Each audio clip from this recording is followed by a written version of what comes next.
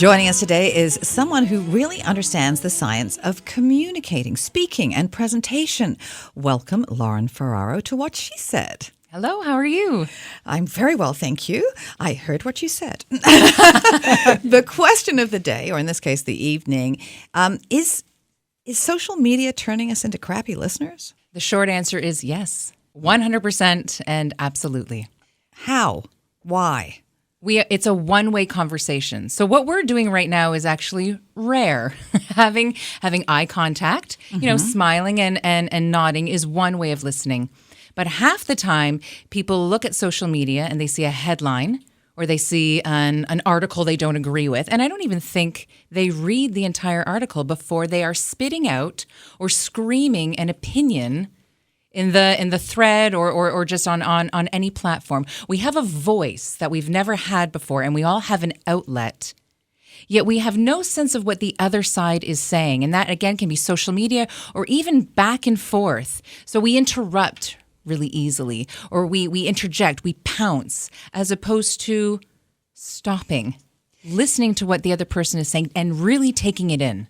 What is it about us that we want to speak, but we don't want to listen to the other side? So we just want to stand on a soapbox? There's vulnerability that is needed. It's required. It's feeling that what someone is feeling, I don't want to eat that. I don't want to experience that. So if I say something to you and I just go and I go and I go, and I have no sense of how that's affecting you, which is what social media does. We can't see the other side.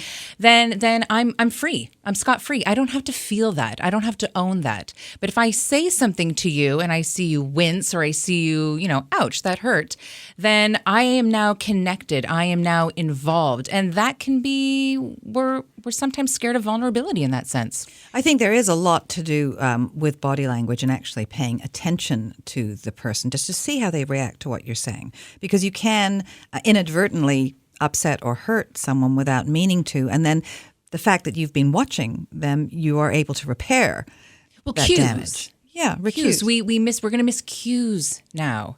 We're going to miss patience. It takes time so as the listener, breathing as someone is speaking. When you breathe as someone is speaking, you stay open to receiving what they're saying. So everybody wants to be a great speaker, and that's my line of work, helping people to be great speakers. But we're forgetting the other side of the coin. Is someone who is a great speaker is a great listener because they're able to hear the other side of the story, articulate a response, and then deliver it in an articulate fashion. Lauren, can I ask you, do you think this is partially generational? I get the social media thing, but my children would rather text me than talk to me on the phone. And I am driving, I can't text, or I'm doing something else. I'm happy to talk to them on the phone, and I have also talked to a lot of people, second part of the question, who have broken up because they were texting and it all got misinterpreted instead of getting on the phone or getting together and actually having a conversation about the issues in their relationship. So I relate to both of those personally. Yeah. So my parents had to get a phone because we weren't listening to their voicemail messages anymore. I've saved a couple because I want to save my parents' voice in some sort of way. But they the only way they could talk to their 3 kids is through text. But I also, one of my points to people if they want to develop listening is pick up the phone. Because I had a girlfriend call me once I called her and she said, "Who is this?" And I said, "See, you don't even recognize my voice anymore. We've gone that far away. We're that detached." And in regards to relationships, that actually happened to me last night with a friend who said, "Is that sarcasm?" And I went, texting. No, let me call you. Because then you hear tone, you hear context. Empathy is involved. If we are just in a relationship with screens and dumping our opinions out to them, we have no two-way connection, and we will misinterpret things. Yeah, there's no tone in a text. No tone in a text. But it's not just social media. We have a no phones at dinner rule because I was apparently driving my husband crazy. He was insulted.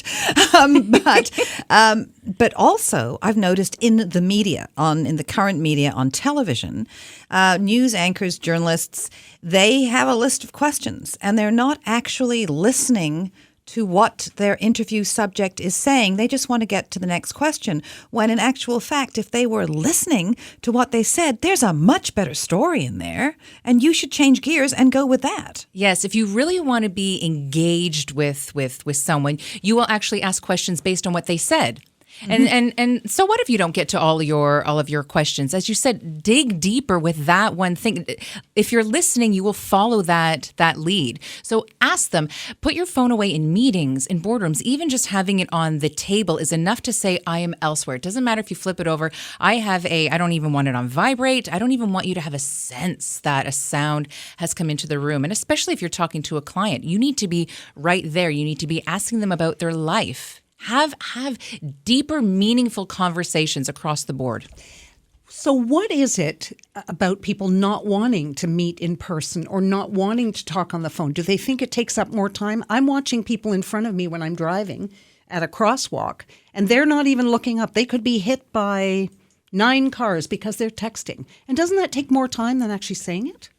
Well, that's when we eventually, I think we've all experienced where we text and text and text, and then we say, let me just pick up the phone because we're getting nowhere. So yeah, I would actually think that it's sometimes faster to pick up the phone. I think we're isolating ourselves.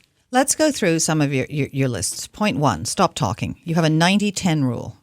So if you are the person who has a tendency to pounce on people and you want to get your opinion in, I need you to adopt the 90-10 rule. Start listening to them 90% of the time, and then you can ask follow-up questions 10% of the time. So just start to clock yourself. Are you being patient with the speaker and letting them get through their thought? Number 2, write it down.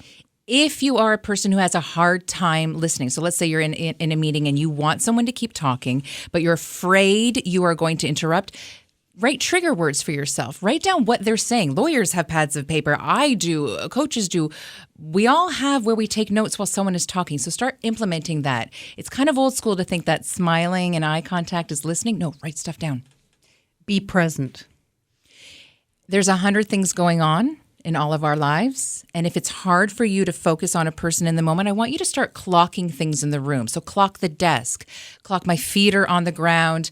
She has glasses on. She's wearing a gray sweater. Be present. Clock things that are around you to bring you into the space. Prepare yourself. Prepare yourself to listen? Prepare yourself, yes. So if you are, again, going into a meeting or going out for lunch with someone, be prepared to have the conversation and engage and ask them questions. So don't go into a meeting not knowing what you're going to talk about. You will fumble and look like you're not paying attention because you're ill-prepared. And we've gone through this one, but put your phone down. Just put your phone away. Phone it in. and then, but also, as much as I'm saying put the phone away, pick up the phone and practice. We are out of practice of meeting up with people. We're out of practice with networking. Risk being vulnerable and asking people questions and stopping and listening to them. That will in turn make you a great speaker. Do you think eventually people will heed this advice? Do you think people are feeling the loss of sort of a human connection? 100%. We're going backwards. I'm almost reminding everyone we are desperate to have human connection, to actually be in a room physically talking with someone and nodding and going, yeah, my kids are up to this today. Or I don't have kids. I keep referencing kids and I don't have any. But, I'm going on vacation this weekend or something like that. It's nice to sort of just chat. And banter is okay. Be okay with these things that we're isolating ourselves and we're getting uncomfortable. Bring it back. So where can people find you, connect with you if they want help learning how to speak and present themselves? I have a site, laurenferraro.ca, or you can follow me on Twitter, Lauren Voice Pro. And you also teach courses on this. I do. I'm a private coach, and I teach this at Ryerson as well. Yeah. So if people really have a problem, they can go and sign up and You can get some one-on-one Absolutely. If you want to learn the art of public speaking, that's what I'm here for.